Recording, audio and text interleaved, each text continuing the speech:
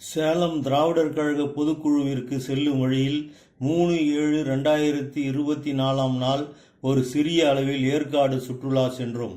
சேலத்திலிருந்து பேருந்து மூலம் ஏற்காடு சென்று தமிழ்நாடு தங்கும் விடுதியில் தங்கி அங்கிருந்து சேர்வராயன் மலை உச்சிக்கு மூவிருளியில் சென்றோம்.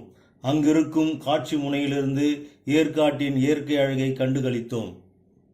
சேர்வராயன் மலையின் உச்சியிலே ஒரு பெரிய விளையாட்டு திடல் போன்ற பரந்துபட்ட சமவெளி ஒன்று அங்கு இருந்தது. வியக்கத்தக்கதாக இருந்தது.